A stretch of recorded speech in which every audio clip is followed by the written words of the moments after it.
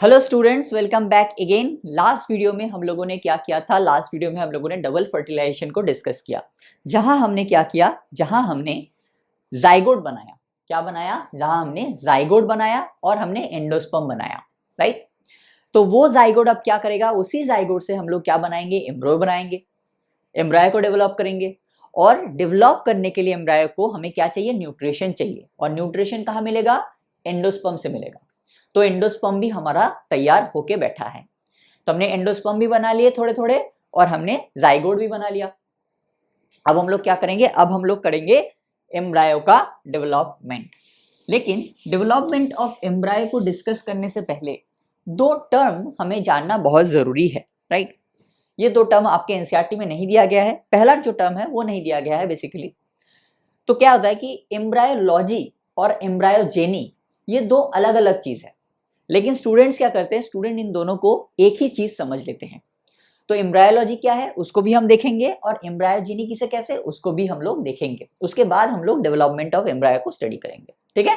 चलो, सबसे पहले लिखेंगे embryology. What is embryology? What is embryology? Embryology, what is embryology? तो लिखेंगे it is the study of it is the study of the study of development it is the study of development of an embryo as well as it is the study of development of embryo as well as the structure, as well as what? As well as the structure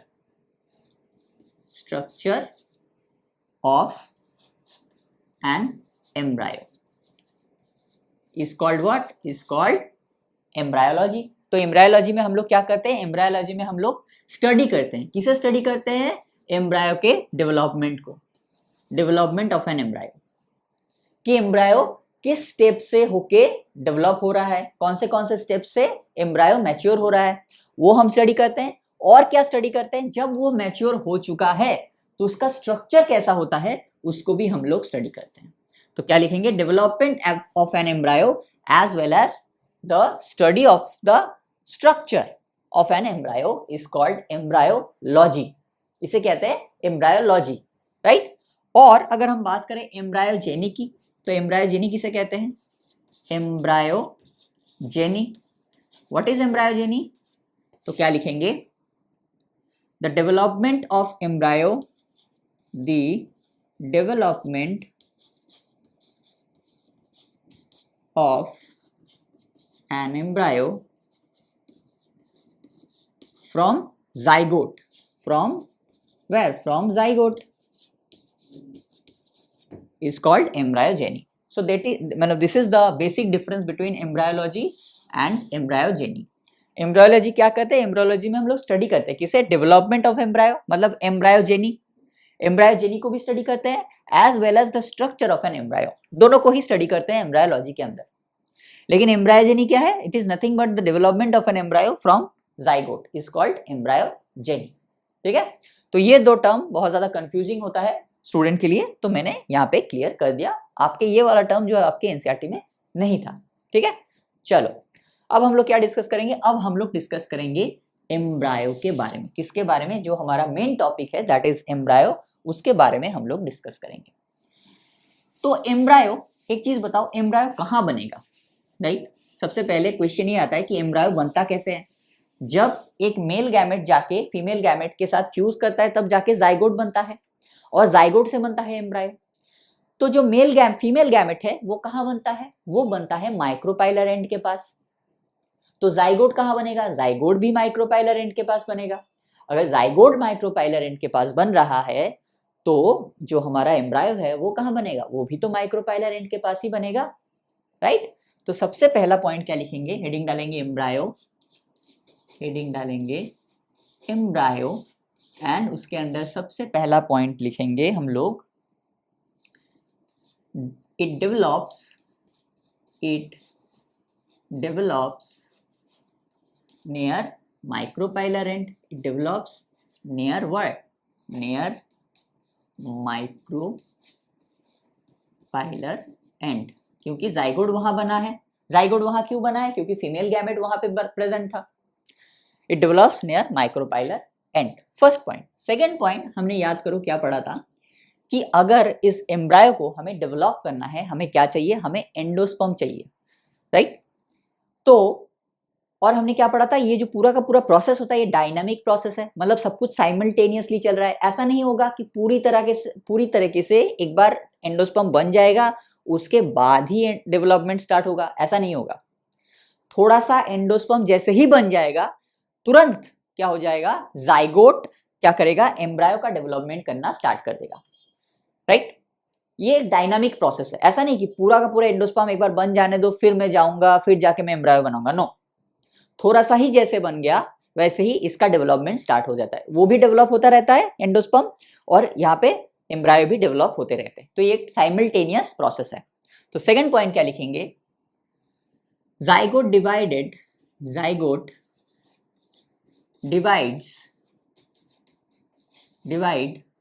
only after certain amount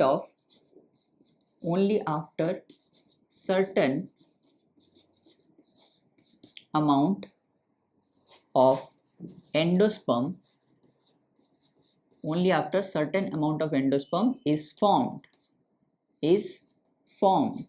मतलब एक certain amount of endosperm जब बन जाता है तभी zygote क्या करता है? डिवाइड करना स्टार्ट कर देता है. मतलब डेवलपमेंट ऑफ एम्ब्रायो स्टार्ट हो जाता है थोड़ा सा एंडोस्पर्म बनने के बाद ही. इसका मतलब ये नहीं है कि इसके बाद एंडोस्पर्म बनना बंद हो जाएगा. इसके बाद भी एंडोस्पर्म बनना चालू रहेगा, लेकिन यहाँ इसके साथ साथ एम्ब्रायो भी डेवलप होगा, बिकॉज ये एक साइमल्टेनियस प्रोसेस है, ये एक डायनामिक प्रोसेस है, राइट? तो zygote divide only after certain amount of endosperm is formed. क्यों? To assured it is a, क्या लिखेंगे? It is an adaptation.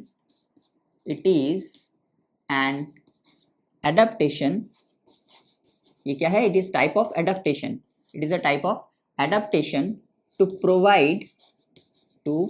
provide assured nutrition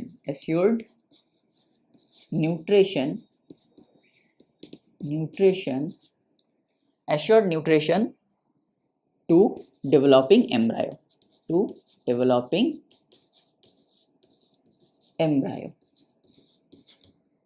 right? इसका मतलब क्या है कि जाइगोट तब तक डिवाइड नहीं करता जब तक थोड़ा सा एंडोस्पर्म बन ना जाए. क्यों? क्योंकि जब थोड़ा सा एंडोस्पर्म बन जाता है तब जाइगोट को पता चल जाता है कि हाँ थोड़ा बहुत अरेंजमेंट हो चुका है मेरे न्यूट्रिशन का, तो अब मैं डिवाइड कर सकता हूं, क्योंकि मुझे तुरंत न्यूट्रिशन चाहिए. मैं जो एम्ब्रायो बना रहा हूं उसे तुरंत क्या चाहिए? न्यूट्रिशन चाहिए. तो इसी वजह से वो क्या चाहता है कि थोड़ा बहुत एंडोस्पर्म बन जाए उसके बाद ही मैं डिवाइड करना स्टार्ट करूंगा, राइट? और ऐसा ही वो करता है. जैसे ही थोड़ा सा एंडोस्पर्म बनना स्टार्ट हो जाता है उसे लगता है कि हाँ भाई अब एंडोस्पर्म बनेगा, अब मुझे न्यूट्रिशन मिलेगा, मैं ये न्यूट्रिशन मिलना मेरा कंफर्म हो चुका है, चलो अब डिवाइड करना स्टार्ट करते हैं.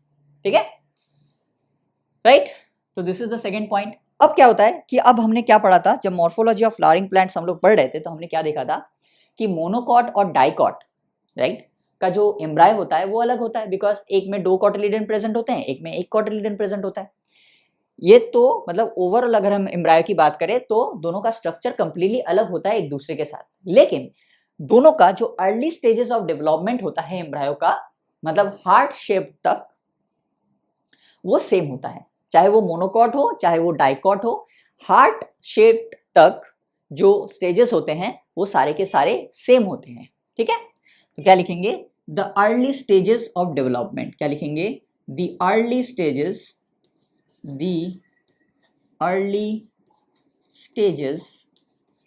of development. Early stages of development जो सेम है, विद इन ब्रैकेट लिखेंगे same for monocot, same for monocot and dicot, दोनों के लिए सेम होता है। अर्ली स्टेजेस ऑफ डेवलपमेंट जो होते हैं वो दोनों के लिए ही सेम होते हैं, चाहे वो मोनोकॉट हो चाहे वो डाइकॉट हो। सबसे पहले हमने क्या बनाया, हमने डिप्लॉयड जाइगोट बनाया। क्या बनाया, हमने डिप्लॉयड जाइगोट बनाया। हमने क्या बनाया था, हमने एक डिप्लॉयड जाइगोट बनाया। अब एक चीज बताओ मुझे, जाइगोट जो है वो क्या है, वो डिप्लॉयड है, राइट। और एंजियोस्पर्म का जो मेन प्लांट बॉडी है वो क्या है, वो भी डिप्लॉयड है। तो जाइगोट अगर डिवाइड करेगा तो कैसे डिवाइड करेगा, मतलब ये 2n है और मेन प्लांट बॉडी जो है वो भी 2n है, मतलब 2n से 2n बन रहा है। तो क्या होगा, यहाँ पे माइटोसिस होगा। जितने भी यहाँ पे डिविजन्स होंगे वो सारे के सारे क्या होंगे, वो सारे के सारे माइटोसिस डिवीजन होंगे। बिकॉज जाइगोट भी यहाँ पे क्या है, जाइगोट भी यहाँ पे डिप्लॉयड है और मेन प्लांट बॉडी भी यहाँ पे डिप्लॉयड बनने वाला है, क्योंकि एंजियोस्पर्म जो होता है वो डिप्लॉयड प्लांट बॉडी होता है, राइट। अगर सेम टू सेम चीज अगर लोअर प्लांट के केस में होता, तो अगर जाइगोट से मुझे एक लोअर प्लांट ग्रुप जिसका प्लांट बॉडी हैप्लॉयड है वो बनाना होता, तब मुझे क्या करना पड़ता, तब मुझे करना पड़ता मियोसिस। और जिसको हम क्या कहते हैं, जिसको हम बोलते हैं जाइगोटिक मियोसिस, जो एक स्पेशल कैरेक्टर है हैप्लॉयड प्लांट बॉडी के लिए, जो हमने ऑलरेडी रिप्रोडक्शन वाले पार्ट में इन डिटेल में डिस्कस किया था। ठीक है, चलो एक बार मैं देख लेता हूं। ठीक है, चलो सब कुछ चल रहा है। तो ये है जाइगोट। अगर आपका एनसीईआरटी के डायग्राम को अच्छे से देखा होगा आपने, तो जाइगोट का जो नेक्स्ट पार्ट दिखाया है, तो वहां पे 2 अनइक्वल सेल्स आपको देखने को मिल जाएंगे। क्या देखने को मिल जाएंगे, 2 अनइक्वल सेल्स। एक सेल्स थोड़ा सा साइज में बड़ा होगा और एक सेल थोड़ा सा साइज में छोटा होगा। देखिए आप एनसीईआरटी को गौर से, आपको देखने को मिल जाएगा, राइट, ऐसा है। तो इस वाला जो सेल है, ये वाला जो सेल है, इसको हम लोग क्या बोलेंगे, इस वाले सेल को हम लोग बोलेंगे सस्पेंसर सेल। क्या बोलेंगे, सस्पेंसर सेल। और इस वाले सेल को हम लोग बोलेंगे एम्ब्रायोनल सेल, एम्ब्रायोनल सेल।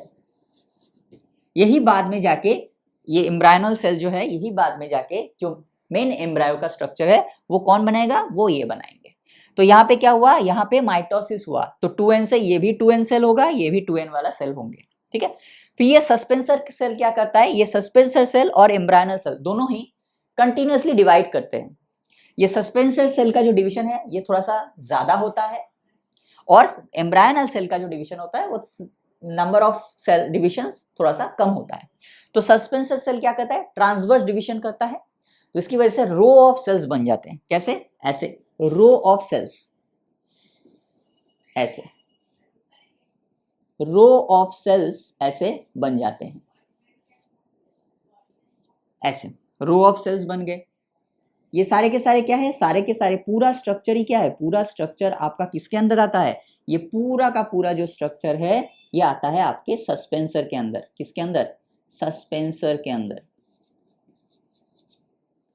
और नीचे वाला सेल क्या होता है, पहले ये वर्टिकली डिवाइड करता है फिर ट्रांसवर्सली डिवाइड करता है। मतलब मान लो, मैं सिर्फ और सिर्फ एम्ब्रायोनल सेल की बात कर रहा हूं, मान लो ये एक सेल है, सबसे पहले क्या करेगा, सबसे पहले ये वर्टिकली डिवाइड करेगा, राइट। तो क्या बनेगा, ये एक सेल बन गया और उसी के आसपास ये एक और सेल बनेगा, ऐसे।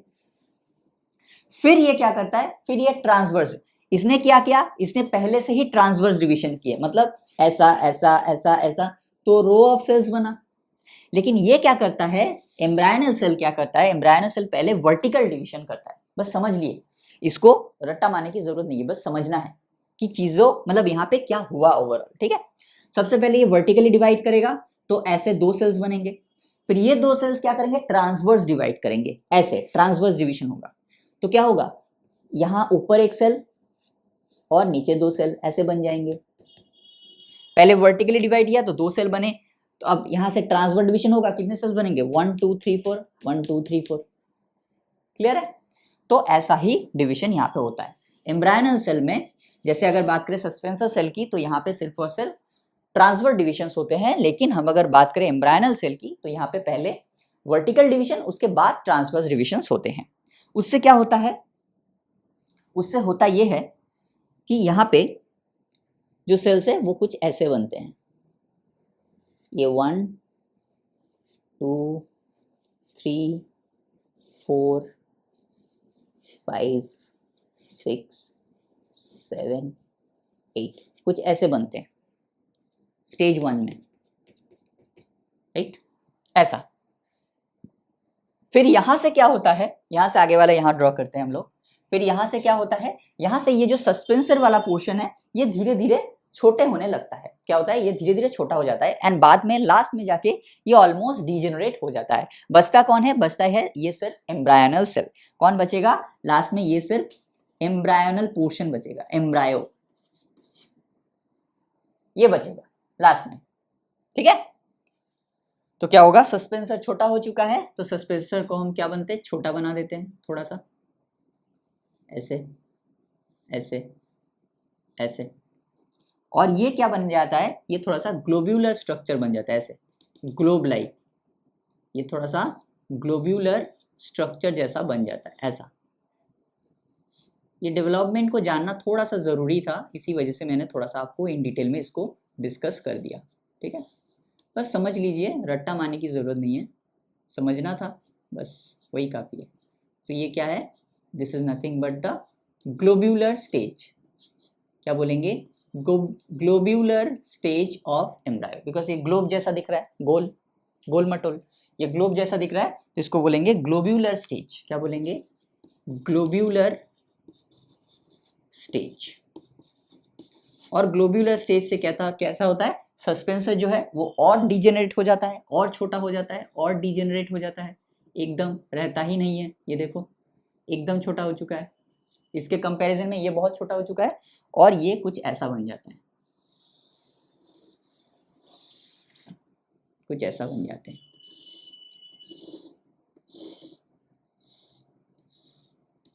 कुछ ऐसे बन जाते हैं।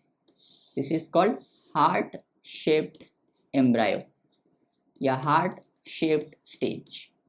क्या बोला जाता है, this is called heart shaped stage और हार्ट शेप्ड एम्ब्रायो।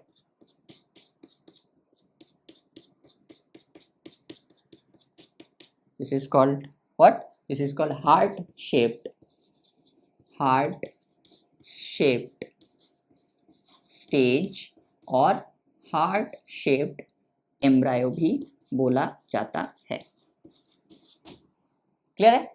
तो यहां तक जो स्टेप है ये सभी के लिए, चाहे वो डाइकॉट हो चाहे वो मोनोकॉट हो, सबके लिए सेम होता है। उसके बाद ये जो दो देख रहे हैं ना, ये दो क्या है, this two are nothing but the cotyledons. उसमें से क्या होता है, अगर डाइकॉट बनेगा तो ये दो ही कोटिलिडन सेम टू सेम रह जाएंगे। अगर मोनोकॉट बनेगा उसमें से एक रह जाएगा और एक क्या करेगा, ये डिजेनरेट कर जाएगा।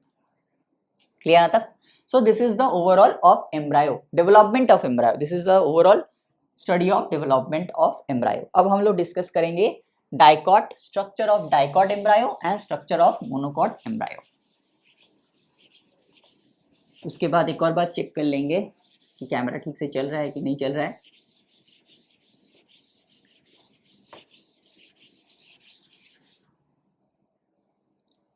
यहाँ पे इस साइड पे लिख देते हैं structure of dicot embryo.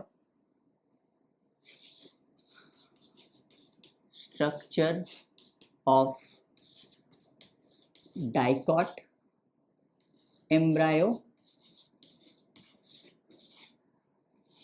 And इस साइड पे हम लोग क्या कर देंगे, इस साइड पे हम लोग कर देंगे स्ट्रक्चर ऑफ मोनोकॉट एम्ब्रायो। देखते हैं होते कि नहीं, structure of monocot embryo, structure of dicot and structure of monocot embryo. ठीक है, डाइकॉट एम्ब्रायो कैसा होगा दिखने में, डाइकॉट एम्ब्रायो कुछ ऐसा होगा। मेरे साथ आप भी ड्रॉ कीजिए।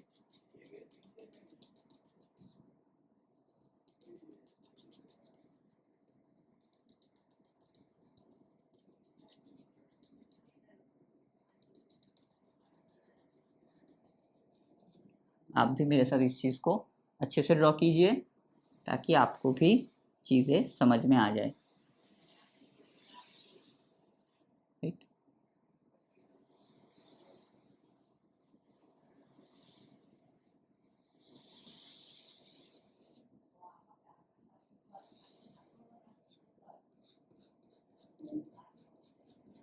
ठीक है, this is the overall structure जो कुछ ऐसा दिखता है।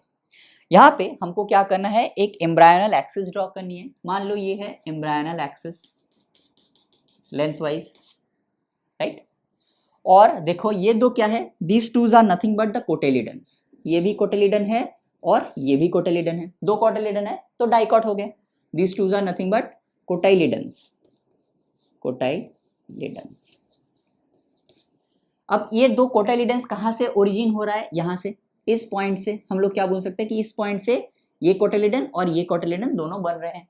तो यहाँ पे भी हम लोग एक एक्सिस को ड्रॉ कर लेते हैं। अब ये जो है this is the origin point, इसको हम लोग क्या बोलेंगे, इसको हम लोग बोलेंगे point of origin. Point of origin of what, point of origin of cotyledons, point of origin. इसके ऊपर वाला जो जितना भी हिस्सा है, ये जो हिस्सा है, इसको हम लोग क्या बोलेंगे, इसको हम लोग बोलेंगे एपिकोटाइल। क्या बोलेंगे, एपिकोटाइल। क्या बोलेंगे, एपिकोटाइल। और इसके नीचे वाला जितना भी हिस्सा है, मतलब यहां से लेके यहां तक, ये जो पोर्शन है यहां तक, ये जो पोर्शन है, इसको हम लोग क्या बोलेंगे, इसको हम लोग बोलेंगे हाइपोकोटाइल, राइट। तो समझ में आया एपिकोटाइल। यहां हमने क्या किया, पॉइंट ऑफ ओरिजिन को ड्रॉ किया कि कहां से कोटाइलिडन निकल रहा है। तो एक यहां से निकल रहा है, एक यहां से निकल रहा है, तो ये एक कॉमन पॉइंट हो गया। इसको हमने क्या बोल दिया, point of origin. Point of origin के ऊपर वाले पोर्शन को हम बोलते हैं एपिकोटाइल, और नीचे वाले यहां से लेके यहां तक पोर्शन को बोलते हैं हाइपोकोटाइल, राइट। तो क्या लिखेंगे, एपिकोटाइल का डेफिनेशन क्या होगा, the portion of embryonal axis above the cotyledons. क्या लिखेंगे, epicotyl.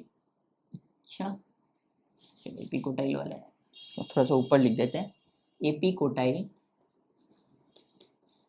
Epicotyl, right. The portion of embryonal axis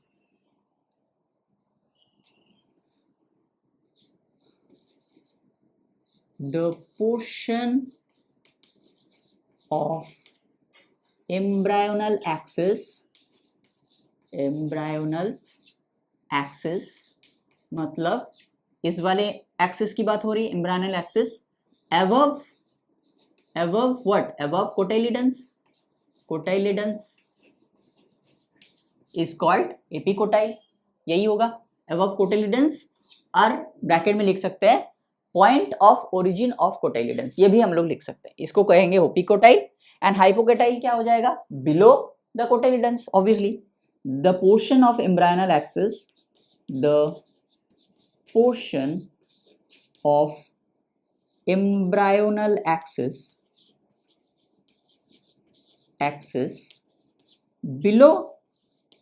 below cotyledons, हम लोग क्या बोलेंगे, हाइपोकोटाइल बोलेंगे। और ये दो क्या है, this twos are nothing but the cotyledons, ये दो क्या है, कोटाइलिडन्स है, राइट।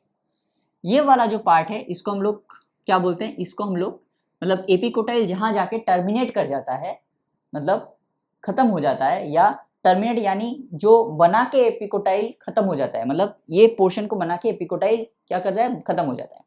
तो this portion is called, this portion particularly this portion is called, इस portion is called plumule, plumule. और इसे हम लोग क्या बोल सकते हैं, प्यासे और स्टेम टिप, स्टेम टिप भी बोल सकते हैं। तो क्या होगा, एपिकोटाइल टर्मिनेट्स इनटू प्लीम्यूल। क्या लिखेंगे, विद इन ब्रैकेट लिखेंगे epicotyl terminates into, epicotyl terminates into what, प्लीम्यूल। और हाइपोकोटाइल भी कहाँ, किसी भी चीज पे जाके टर्मिनेट करेगा, वो कहाँ टर्मिनेट करेगा, वो टर्मिनेट करता है रेडिकल पे। This portion is called radical, radical, और नोन एज व्हाट, रेडिकल, और नोन एज, और रूट टिप, और रूट टिप, ना कि रूट कैप, ठीक है। और ये क्या है, this is nothing but the root cap. और रूट कैप का काम तो हमें सबको पता है कि रूट के टिप को प्रोटेक्शन करना, प्रोटेक्शन देना, रेडिकल और रूट टिप। तो ये क्या लिखेंगे, hypocotyl terminates into, hypocotyl terminates into, hypocotyl terminates into this radical or root tip. So this is a structure of dicot embryo, जहां हम लोग एपिकोटाइल हाइपोकोटाइल देखते हैं, दो कोटिलिडन देखते हैं, ओरिजिन पॉइंट ऑफ ओरिजिन देखते हैं, प्लीम्यूल या शूट टिप देखते हैं, रेडिकल और रूट टिप देखते हैं एंड रूट कैप हम लोग देखते हैं. This is the structure of dicot embryo. That's it. और क्या है स्ट्रक्चर ऑफ मोनोकॉट एम्ब्रायो, एक बार देख लेते हैं. सब सही है अब तक. चलो, मोनोकॉट एम्ब्रायो, मोनोकोटिलिडन मतलब सिर्फ एक ही क्या होगा, कोटिलिडन होगा, सिर्फ एक ही क्या होगा, सिर्फ एक ही कोटिलिडन होगा. Right.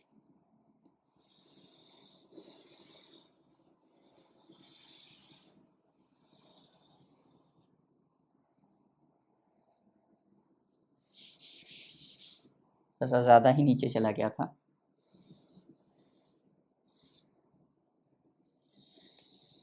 This is the cotyledon, एक ही कोटिलिडन होगा, एक ही कोटिलिडन होगा.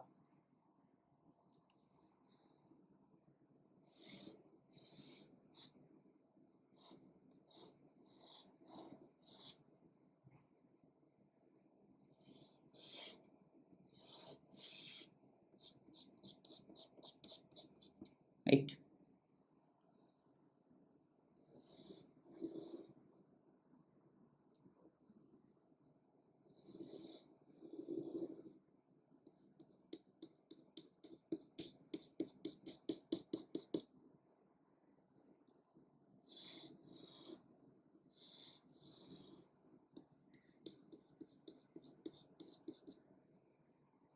कुछ ऐसा स्ट्रक्चर होगा. तो यहाँ पे भी क्या ड्रॉ करेंगे, सबसे पहले हम लोग एम्ब्रायोनल एक्सिस ड्रॉ करेंगे. ये हमने क्या कर लिया, एम्ब्रायोनल एक्सिस ड्रॉ कर लिया.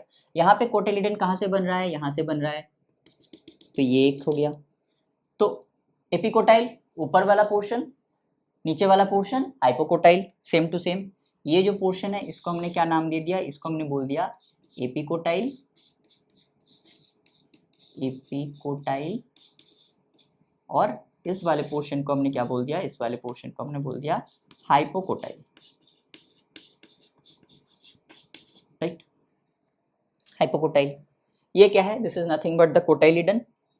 यहाँ पे कोटाइलिडन एक है तो क्या होगा, सिर्फ एम्ब्रायनल एक्सिस के एक ही साइड पे प्रेजेंट होगा, situated on one side of the embryonal axis. सिर्फ एक ही साइड पे. यहाँ पे देखो दो थे तो यहाँ पे क्या होगा, सिर्फ यहाँ पे पॉसिबिलिटी जो है वो क्या हो सकता है कि एम्ब्रायनल एक्सिस के सिर्फ एक ही साइड पे प्रेजेंट हो. Right. This is cotyledon. Cotyledon क्या लिखेंगे, विद इन ब्रैकेट लिखेंगे present in one side, present in one side of embryonal axis, embryonal axis. और ये वन साइड कैसा होगा, ये वन साइड होगा lateral side. Lateral side within bracket लिखेंगे लैटरल साइड. लैटरल साइड पे cotyledon. ये क्या है, ये जो छोटा सा स्ट्रक्चर दिख रहा है ये है वो दूसरा कोटाइलिडन जो ग्रो नहीं कर पाया. इसको हम लोग बोलेंगे, क्या बोलेंगे, इसको हम लोग नाम देंगे एपीब्लास्ट. क्या बोलेंगे, epiblast. What is epiblast, nothing but the remains of second cotyledon. remnants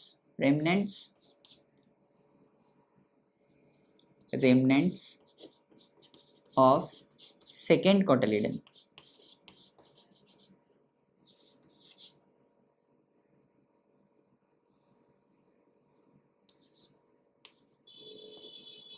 cotyledon,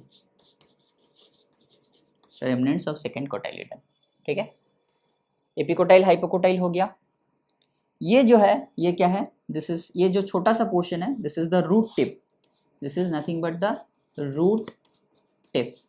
and उसके बाद नीचे वाला हिस्सा रूट कैप. Root cap. और ये जो दिख रहा है कवर जैसा, इसको हम लोग क्या बोलते हैं, this is called coleorhiza. Coleorhiza. rhiza. What is coleorhiza? This is nothing but the undifferentiated sheath covers the radical and root cap. This is क्या लिखेंगे? This is nothing but the undifferentiated sheath. ये क्या है?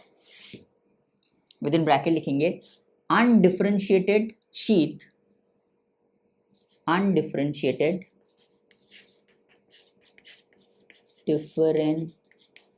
sheath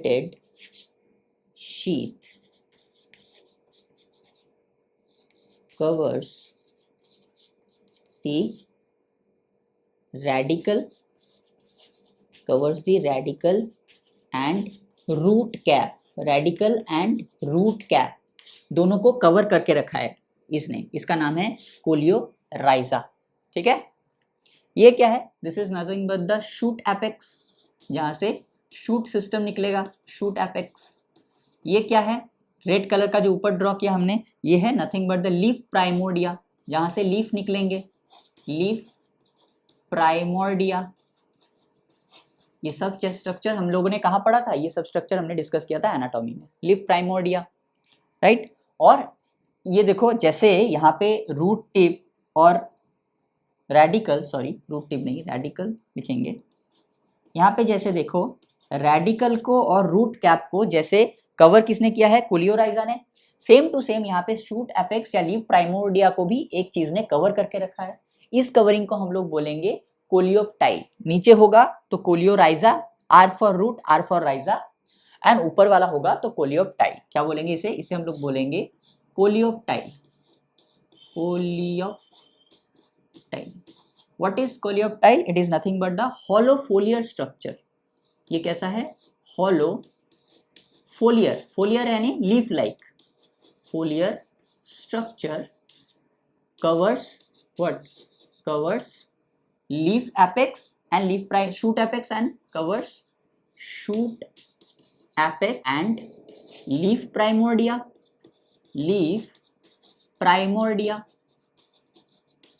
shoot apex and leaf primordia. So this is all about structure of monocot embryo. ऊपर वाला epicotyl, नीचे वाला hypocotyl.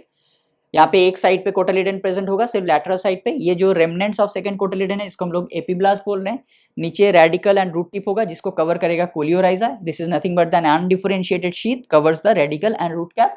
और ये जो ऊपर वाला पोर्शन है, this is called coleoptile. This is a hollow foliar leaf like structure covers shoot apex and leaf primordia. This is all about the structure of dicot embryo and this is structure of monocot embryo.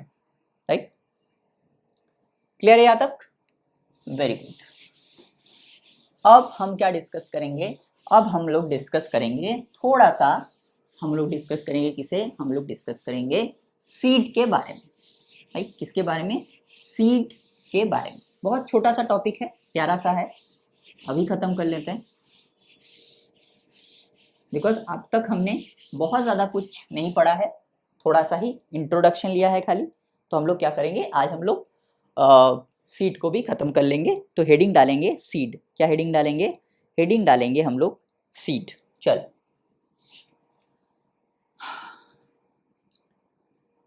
यहाँ heading डाल देंगे seed.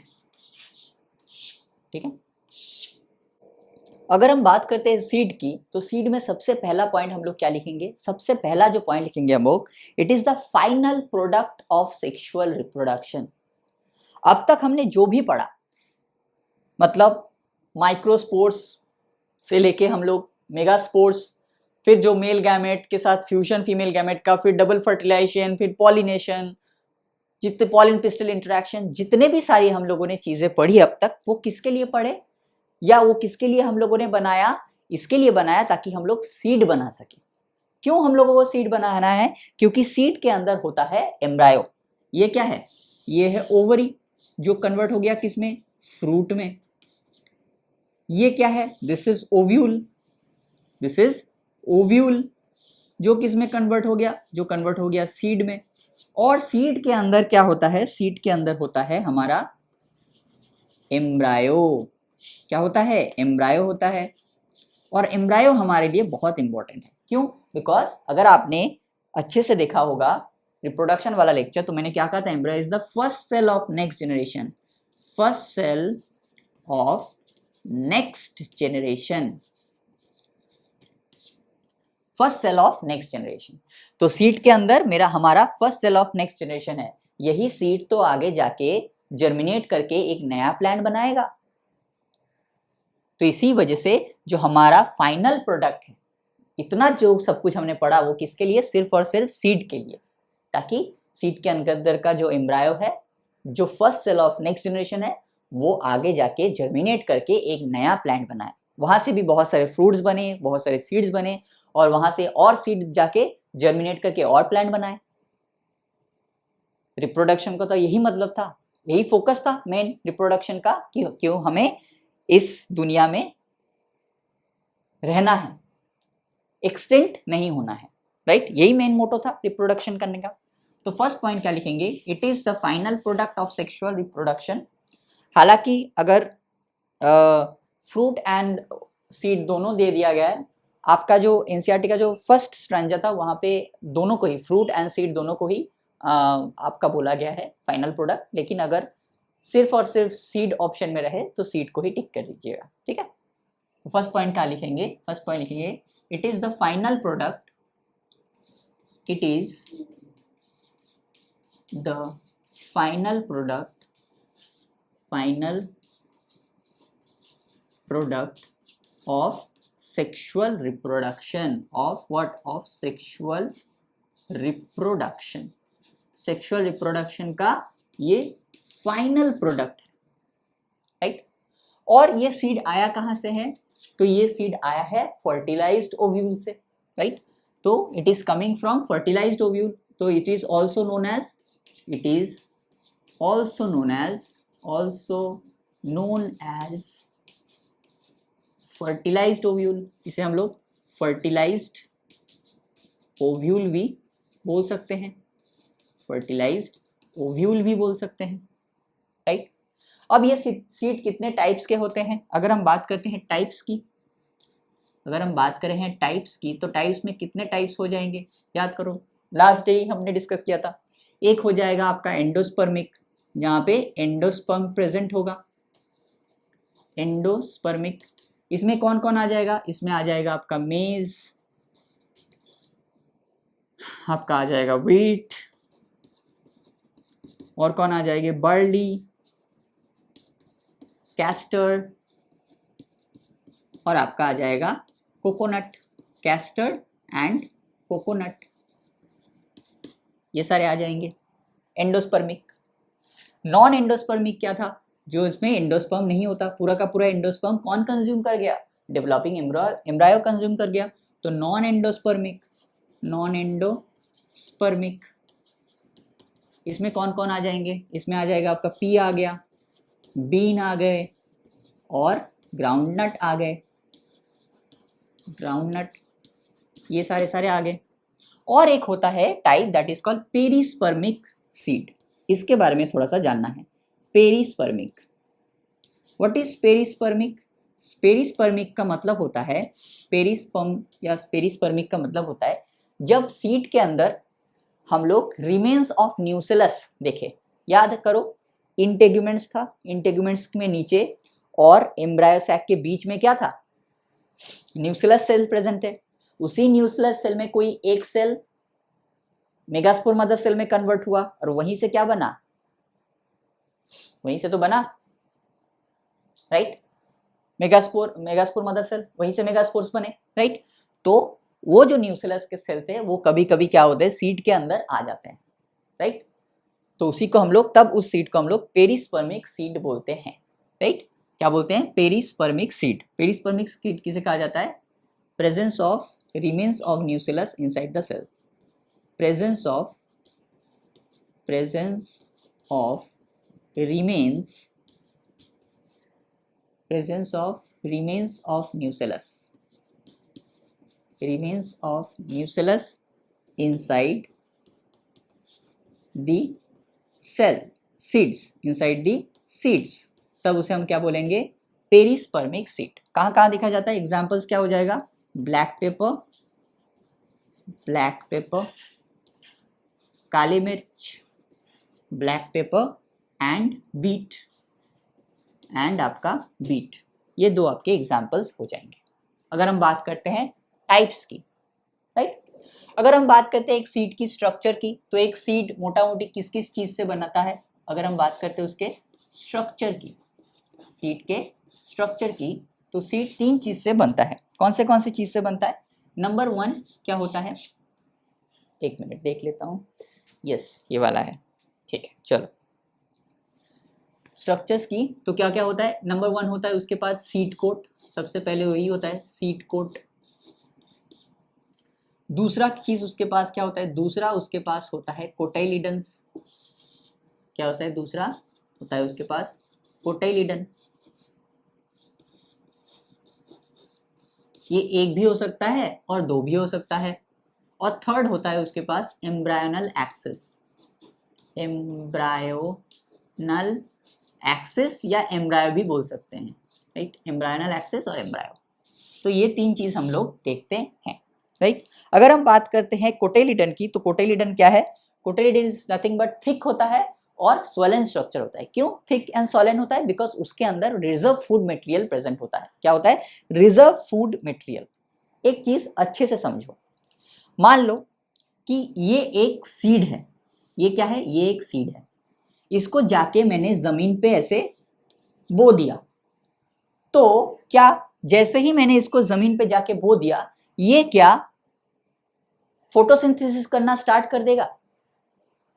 ध्यान से सोचो, क्या ये तभी photosynthesis करना स्टार्ट कर देगा? नहीं, ये पहले ग्रो करेगा, फिर रेडिकल निकलेंगे, फिर प्लीम्यूल निकलेगा, फिर वहां से शूट निकलेंगे, फिर थोड़ा थोड़ा लीफ निकलेगा। उसके बाद ही जाके वो क्या करेगा? फोटोसिंथेसिस करेगा, तभी वो अपने लिए खाना बना पाएगा, राइट।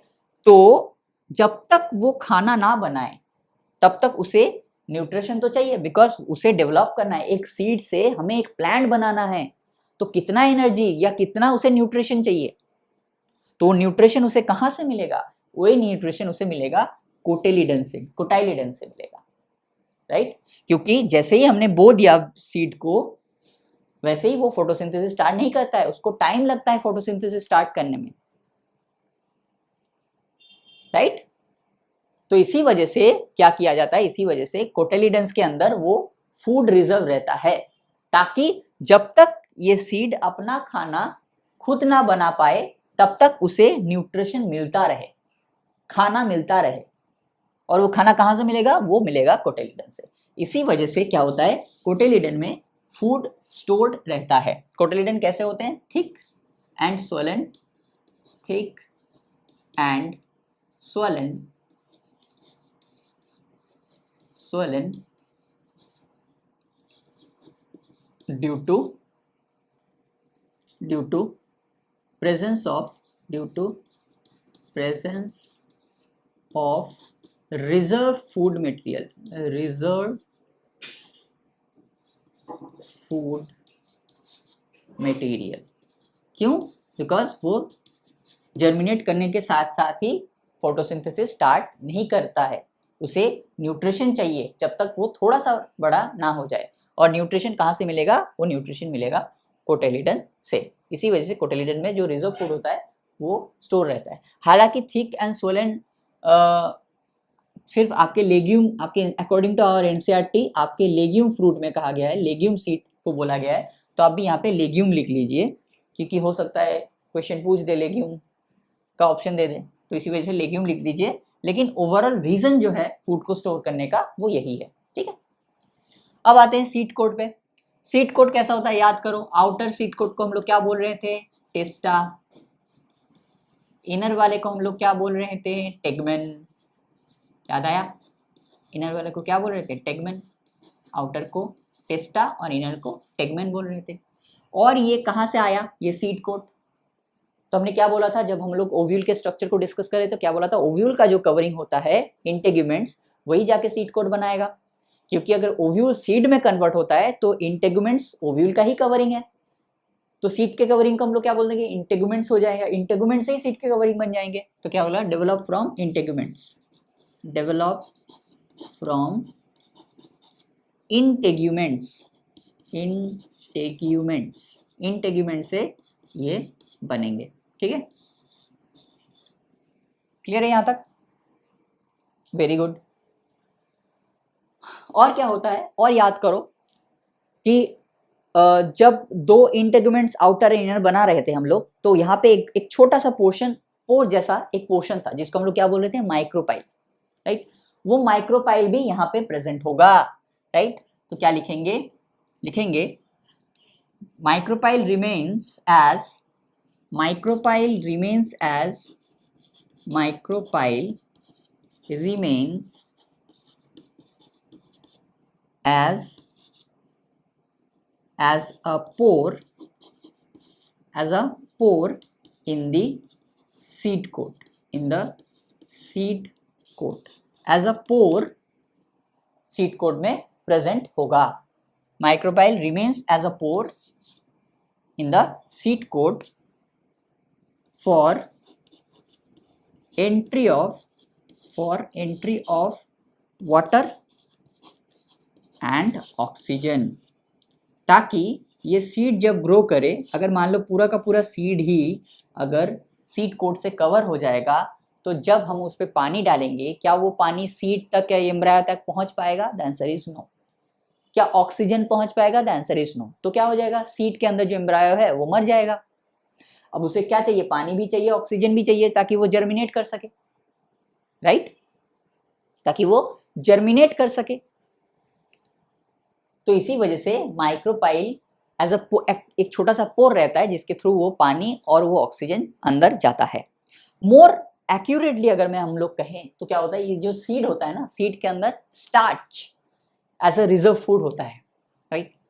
और सीड को मान लो एक छोटा सा सीड है, मान लो इतना छोटा सा एक सीड है, इसे इतना बड़ा एक पेड़ बनना है। ये छोटा सा सीड, इसमें कैपेबिलिटी है इतने बड़े पेड़ बनने की, तो क्या ऐसे ही बन जाएगा? इसको एनर्जी नहीं चाहिए, एनर्जी भी तो चाहिए।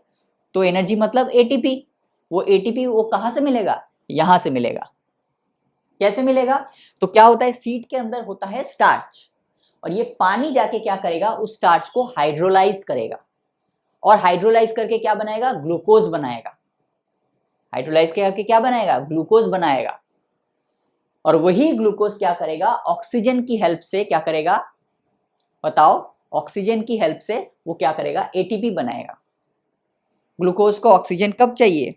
ग्लूकोज को ऑक्सीजन कब चाहिए, बताओ। अब तक मैंने फोटोसिंथेसिस नहीं पढ़ा है, तो शायद आपको आंसर नहीं आएगा। जब हम लोग फोटोसिंथेसिस पढ़ेंगे तब मैं इसको डिस्कस कर दूंगा।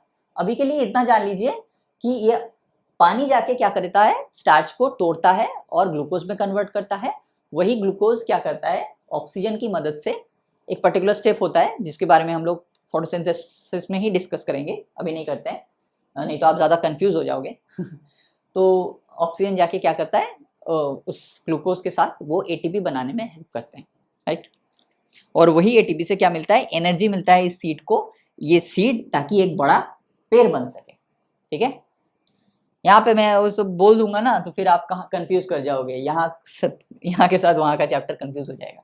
तो यहाँ पे ऐसे ही रहने देते हैं, बाद में देखेंगे, ठीक है। चलो, so this is all about the seed.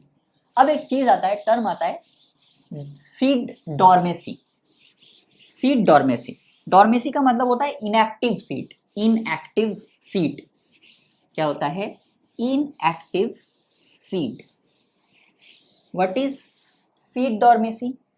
क्या होता है सीड डॉर्मेसी भाई? ये सीड डॉर्मेसी क्या होता है, राइट। तो क्या लिखेंगे, जैसे जैसे as the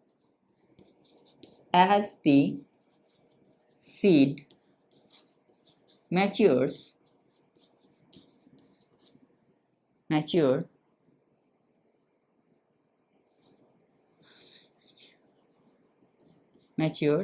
the water content inside a seed decreases, inside a seed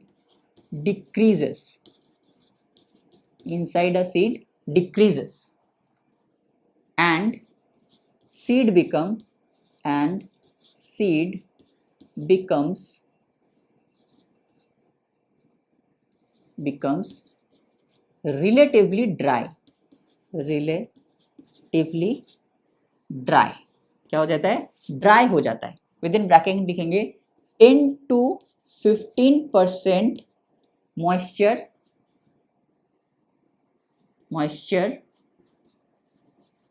by mass. Don't worry, हम लोग सब कुछ डिकोड करेंगे, डोंट वरी, इसको भी डिकोड करेंगे। 10 to 50% moisture by mass decreases and seed becomes relatively dry and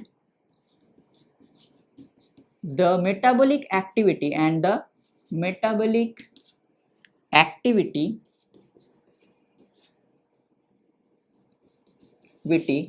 of embryo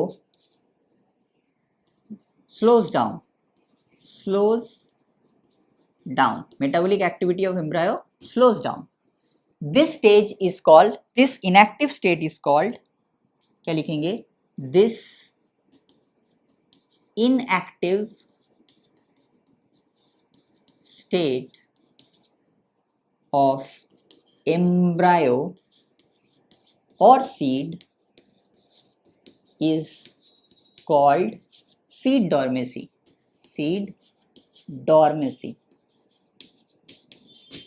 right? क्या होता है, जैसे जैसे सीड जो है मैच्योर होता जाता है, वैसे वैसे क्या होता है, जैसे जैसे सीड मैच्योर होता जाता है, क्या होता है कि उसके अंदर जो वाटर कंटेंट है वो धीरे धीरे कम हो जाता है। वाटर कंटेंट क्या हो जाता है, डिक्रीज करता है।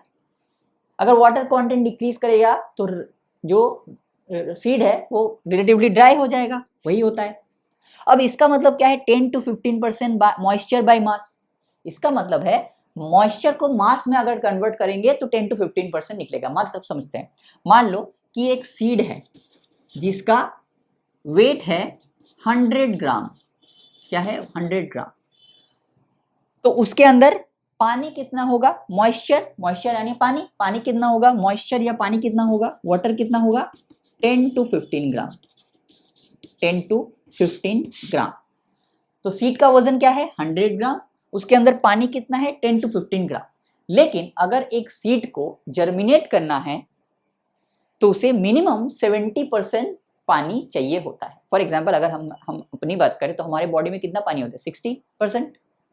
तो सेम टू सेम अगर हम बात करें एक सीड की, तो अगर सीड को जर्मिनेट करना है तो उसे 70 ग्राम ऑफ वाटर चाहिए। कितना चाहिए, 70 ग्राम ऑफ वाटर। लेकिन उसके पास है कितना, 10 to 15 ग्राम। तो क्या वो जर्मिनेट कर पाएगा, द आंसर इज नो। वो क्या हो जाएगा, वो जर्मिनेट नहीं कर पाएगा।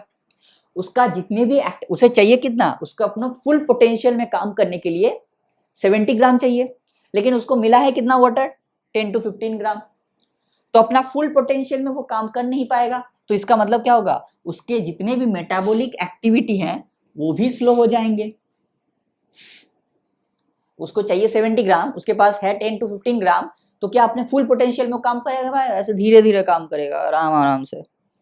तो मतलब क्या हुआ, उसका जो मेटाबॉलिक एक्टिविटी है वो स्लो डाउन हो गया। इसी स्टेट को, इसी इनएक्टिव स्टेट को हम लोग क्या बोलते हैं, इसी इनएक्टिव स्टेट को हम लोग बोलते हैं सीड डॉर्मेंसी। क्या सीड हमेशा डॉर्मेंट रहेंगे, the answer is no. Seed germinate करेंगे, कब जर्मिनेट करेंगे, जब हम उसे प्रॉपर मॉइस्चर देंगे, यानी प्रॉपर पानी देंगे। कब जर्मिनेट करेंगे, कब जर्मिनेट करेगा सीड, कब जर्मिनेट करेगा सीड, कब जर्मिनेट करेगा, अंडर फेवरेबल कंडीशन। कब करेगा, अंडर फेवरेबल कंडीशन। और वो फेवरेबल कंडीशंस क्या क्या है बताओ जरा, कंडीशंस क्या क्या होंगे। एक तो उसे प्रॉपर मॉइस्चर मिले, प्रॉपर मॉइस्चर माने हम लोग पानी जब देंगे उसमें, इसी वजह से अगर आपने देखा होगा कभी प्लांटेशन किया कभी आपने, अगर नहीं किया होगा तो एक बार देख लेना वीडियो चला के कि हालांकि करना चाहिए। तो बीज को जब हम लोग बोते हैं मिट्टी में, तब बोने के बाद थोड़ा सा पानी डालते हैं। वो पानी किसका काम करता है, वो पानी इस मॉइस्चर का काम करता है। वो जो सीड के बॉडी में 10 to 15 ग्राम ऑफ वाटर रह गया था, तो ये जब हम लोग पानी देंगे उसके ऊपर तो क्या करेगा, उसी जो माइक्रोपाइल जो पोर है उसके पास, हालांकि उसको माइक्रोपाइल नहीं पोर बोलेंगे, सिर्फ पोर बोलेंगे, उस पोर के थ्रू ये पानी अंदर जाएगा और अंदर जाके क्या करेगा, अब जो पानी का कंटेंट 10 to 15 ग्राम है उसको बढ़ाएगा, बढ़ा के करेगा 70 ग्राम या 60, 70, 80 धीरे धीरे बढ़ाएगा, और तब वो जाके क्या करेगा, तब वो जाके जर्मिनेट कर पाएगा। सिर्फ और सिर्फ प्रॉपर मॉइस्चर से काम हो जाएगा? The answer is no. Proper moisture के साथ उसे और भी कुछ चाहिए। क्या चाहिए उसे? उसे प्रॉपर टेम्परेचर भी चाहिए। क्या चाहिए? प्रॉपर टेम्परेचर भी चाहिए उसे प्रॉपर ऑक्सीजन भी चाहिए, प्रॉपर ऑक्सीजन चाहिए, तभी जाके वो ग्रो कर पाएगा। अब ये जो सीड डॉर्मेसी है ना, ये हमारे लिए किसी वरदान से कम नहीं है, किसी वरदान से हमारे लिए कम नहीं है। आप कहोगे कि सर ऐसा क्यों? देखो, हम जो चावल खाते हैं या जो दाल खाते हैं, जो दाल पीते हैं हम लोग, जो दाल या चावल बनाते हैं घर में, वो क्या है? This is nothing but the seed. Seed ही तो है वो। तो मान लो आपने दाल को आके रख दिया, पैकेट के अंदर रख के फ्रिज के अंदर डाल दिया, और अगले दिन या 2-3 दिन बाद आप देख रहे हैं फ्रिज खोल के कि वो दाल जो दाल के जो सीड्स आपने रखे थे, वो सीड्स जर्मिनेट करके पेड़ बन गए, पौधे बन गए। तो क्या उस दाल को आप खा पाएंगे? नहीं। आपको लाना पड़ेगा, जैसे ही आपने तोड़ा वैसे ही तुरंत आपको बना लेना पड़ेगा, क्योंकि तोड़ के अगर कुछ दिन के लिए भी रख दिए वो तुरंत जर्मिनेट कर जाएगा, अगर सीड डॉर्मेंट नहीं होता तो।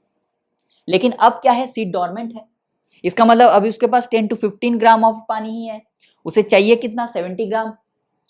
तो जब तक हम पानी नहीं डालेंगे तब तक वो ग्रो नहीं करेगा। जब तक हम प्रॉपर ऑक्सीजन, प्रॉपर टेम्परेचर नहीं देंगे, एक प्रॉपर एनवायरनमेंट नहीं देंगे, तब तक वो ग्रो नहीं करेगा। इसी वजह से ये जो सीड डॉर्मेसी है, ये हमारे लिए, या पर्टिकुलरली मैं कहूँ एग्रीकल्चर के लिए, किसी वरदान से कम नहीं होता है। तो क्या लिखेंगे? Importance of seed dormancy in agriculture. इसका इंपॉर्टेंस क्या है?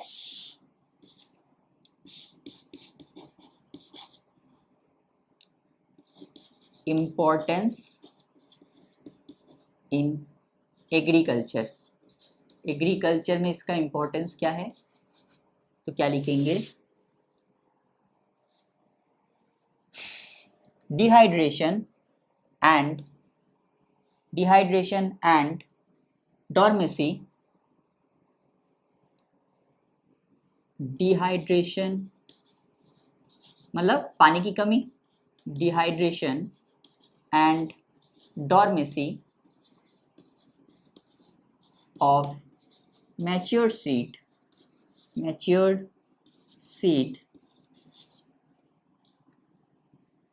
seeds are crucial.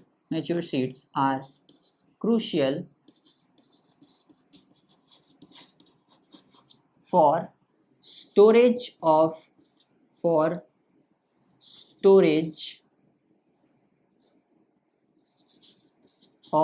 seeds. Dehydration and dormancy of mature seeds are crucial for storage of seed. So that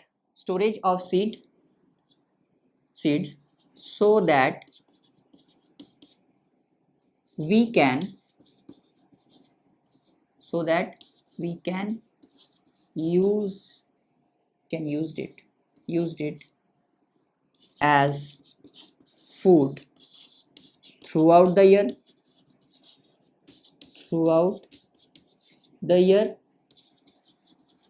and also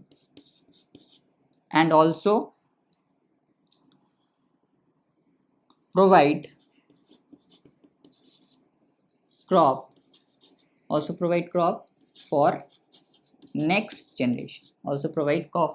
next generation, या नेक्स्ट सीजन भी बोल सकते हैं। मतलब क्या है? डिहाइड्रेशन या ये जो डॉर्मेसी है, ये of mature seed are crucial for storage of food को स्टोर करने के लिए। जैसे कि मैंने कहा कि मैंने दाल को आके रख दिया और अगले दिन देख रहा हूँ फ्रिज खोल के कि दाल जो है वो पेड़ बन चुका है, तो उसको हम स्टोर नहीं कर पाएंगे। तो अगर डिहाइड्रेट होगा या डॉर्मेंट होगा तो उसे हम स्टोर कर पाएंगे for the storage of food, so that we can use it as a food throughout the year. अब उस दाल को हम लोग क्या कर सकते हैं? थ्रू आउट द ईयर, मतलब जितनी भी उसकी एक्सपायरी है, 2-3 महीने तक उसको हम स्टोर तो कर ही सकते हैं, अनटिल और अनलेस वो खराब हो जाए, उसमें कीड़े पड़ जाए, तब तक उसे हम स्टोर कर सकते हैं through out the year. And also provide crop for next generation, मतलब उस सीड को हम लोग कंज्यूम भी कर सकते हैं एज अ फूड, उस सीड को हम लोग रख भी सकते हैं ताकि उस सीड को हम लोग नेक्स्ट ईयर या नेक्स्ट सीजन में जाके उसको बो के फिर से उससे नया प्लांट बना सके, राइट। तो दो चीजें हम कर पाएंगे, एक तो फूड को, सीड को स्टोर कर पाएंगे ताकि हम लोग उसे थ्रू आउट द ईयर खा सके, एज अ फूड कंज्यूम कर सके। अगर हमें उसे फूड कंज्यूम नहीं करना है तो उसे हम लोग ऐसे रख सकते हैं ताकि नेक्स्ट ईयर या नेक्स्ट सीजन में जब हम उसे उस प्लांट को बोना होगा तब उस सीड को बो के हम उस प्लांट को बना सके, राइट। तो ये इसका इंपॉर्टेंस है सीड डॉर्मेसी का, राइट। एक बहुत बड़ा इंपॉर्टेंट रोल रहता है। अब एक चीज आता है सीड वायबिलिटी, और सीड वायबिलिटी को पढ़ते ही हमारा आज का लेक्चर हो जाएगा खत्म। एक चीज आता है सीड वायबिलिटी, याद करो हमने क्या पढ़ा था, पॉलन वायबिलिटी। पॉलन क्या थे, 30 मिनट से लेके फ्यू मंथ्स तक वायबल रहते थे। मतलब वायबिलिटी मतलब क्या है, उसका एक्सपायरी डेट, ठीक है। सेम टू सेम अगर आसान भाषा में बताऊं मैं, उसका एक्सपायरी डेट। फॉर एग्जाम्पल अगर आप मार्केट से जब लिक्विड दूध खरीद के लाते हो तो उसके पैकेट पे देखो, अगर गौर से देखोगे तो 3 से 4 दिन का 3 से 4 दिन के अंदर अंदर वो एक्सपायर हो जाता है। मतलब उसके वायबिलिटी क्या है, 3 से 4 दिन। एट द सेम टाइम अगर मार्केट से अगर आप कोई और चीज खरीद के लाते हो, राइट, फॉर एग्जाम्पल बिस्कुट का पैकेट ले आते हो, तो उसमें देखोगे आप तो 6 महीने से 1 साल तक उसका वायबिलिटी रहता है। देखोगे कि 6 महीने बाद या 1 साल बाद वो एक्सपायर करेगा, तो मतलब उसके वायबिलिटी क्या है, 1 साल, राइट। अगर मार्केट से आप कोई मिठाई ले आते हो और फ्रिज में रखने की जगह आप ऐसे नॉर्मल रख देते हो तो अगले दिन ही वो खराब हो जाता है, तो मतलब उसका वायबिलिटी क्या है, 1 दिन या कुछ घंटे। वायबिलिटी का मतलब क्या है, एक्सपायरी डेट, दैट्स इट, मतलब एक्सपायरी डेट। तो सबके लिए अलग अलग होता है, राइट। तो सेम टू सेम पॉलन के लिए भी था, सेम टू सेम सीड के लिए भी होगा। सीड के लिए क्या होता है, सीड वायबिलिटी, हेडिंग डालेंगे seed viability, seed viability, seed का एक्सपायरी डेट। सीड वायबिलिटी क्या हो सकता है, फ्यू मंथ से लेके सेवरल ईयर्स तक हो सकते हैं, मतलब कुछ महीने भी हो सकता है। फॉर एग्जाम्पल अगर ऑक्सालिस की बात करूं तो ऑक्सालिस का जो सीड होता है कुछ महीने तक वायबल रहता है, उसके बाद वो खत्म हो जाता है, एक्सपायर हो जाता है। ऑन द अदर हैंड अगर हम किसी और प्लांट की बात करते हैं तो वो 100 साल तक भी रह सकता है, कुछ तो 10,000 साल 2000 साल तक भी रहे, उसकी बात भी हम करेंगे, राइट। तो क्या लिखेंगे, viable for from few years to from few months में कौन आ जाएगा, ऑक्सालिस आ जाएगा, oxalis to several years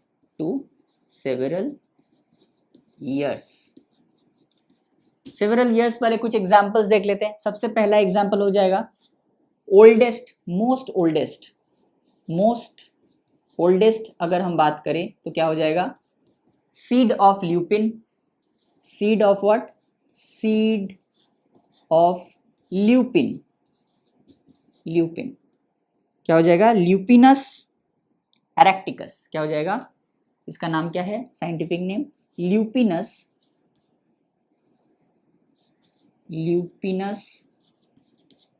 arcticus. इसका मतलब आर्कटिक एरिया में ये मिलता है, आर्कटिकस। डॉर्मेंट फॉर 10,000 ईयर्स, मतलब ये 10,000 साल तक ये डॉर्मेंट रहा है। उसके बाद इसने फ्लावरिंग किया है, मतलब उसके बाद इसने प्लांट बनाया है और आगे जाके फ्लावरिंग करके एक और सीड बनाया है। मतलब ये कितने साल तक डॉर्मेंट रहा था, 10,000 तक। डॉर्मेंट फॉर 10,000 ईयर्स, 10,000 साल, 10,000। कहां से मिला था ये, एक्सकैवेटेड फ्रॉम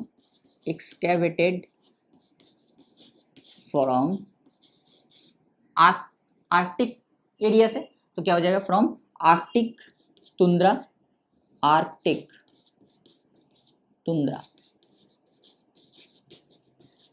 एक्सकैवेटेड फ्रॉम आर्कटिक टुंड्रा। ये 3 इंफॉर्मेशन याद रखना है कि लूपिन एरेक्टिकस इसका नाम है, 10,000 साल तक ये डॉर्मेंट रहा था बिफोर प्लांटेशन या बिफोर जर्मिनेशन, एंड उसके बाद ये कहां से मिला है, आर्कटिक टुंड्रा से। एक और है, वो कितने साल तक, seed of date palm, seed of date palm, नाम क्या है? फोनिक्स, फोनिक्स PHOENIX,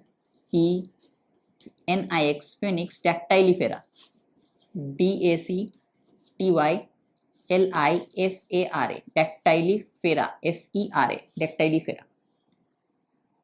कितने साल तक डॉर्मेंट रहा था before germination? Dormant for 2000 years, 2000 years.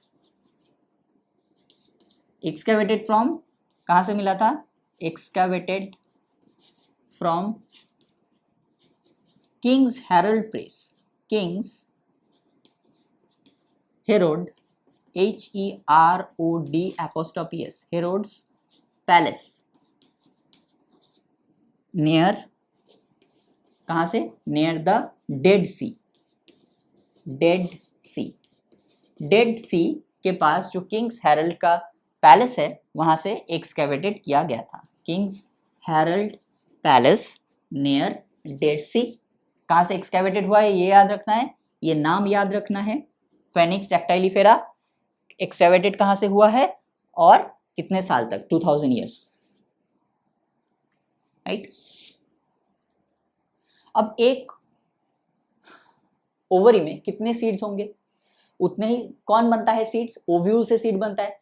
तो ये हो सकता है जितना ओव्यूल है उतना ही सीड बनेगा या उससे कम बनेगा। कुछ ओव्यूल हो सकता है कि किसी कारण खत्म हो चुका है, किसी कारण मतलब किसी कारण वो खराब हो चुके हैं, हो सकता है।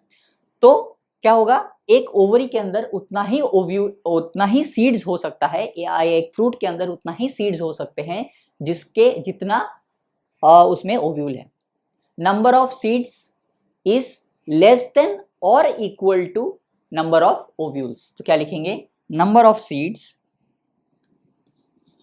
Number of seeds are less than और इक्वल्स टू, कम होगा, लेस देन और equals to number of ovules, NUM, number of ovules, उससे कम होगा और उसके समान भी हो सकता है, राइट। Number of ovules. कुछ ऐसे प्लांट्स के नाम बताओ, ऐसे फ्रूट्स बताओ जिसमें न्यूमरस सीड्स पाए जाते हैं। फॉर एग्जाम्पल, एक एग्जाम्पल क्या हो जाएगा? Fruit of orchid, fruit of orchid, orchid के जो फ्रूट होते हैं, orchid has numerous thousands of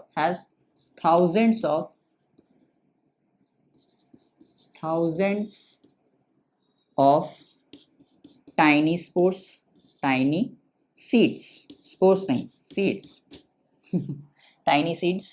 और दूसरा क्या हो जाएगा? fruit of parasitic plant, parasitic plant क्या क्या हो जाएंगे? ओरोबैंकी, OROBAN, यहाँ लिखते हैं Orobanche, OROBANCHE, Orobanche, and Striga, STRIGA, Striga,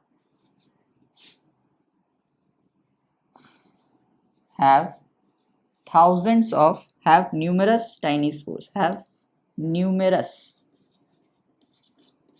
tiny seeds, not spores seeds। This is all about seed। एक और चीज है, the advantage of seed in angiosperm, वो भी है, लेकिन उसको हम तभी पढ़ेंगे जब हम लोग फ्रूट को कवर कर लेंगे। फ्रूट कवर करने के बाद ही हम लोग उसको अच्छे से डिस्कस करेंगे, ठीक है। So this is all about आज का लेक्चर, ठीक है। तो आई होप आज का लेक्चर आपको अच्छा लगा होगा। चलो इसी बात पे, इसी नोट पे हम लोग यहाँ का आज का लेक्चर यहाँ पे खत्म करते हैं। फिर मिलेंगे कल बोर्ड वर्क में, तब तक के लिए wish you all the very best and bye.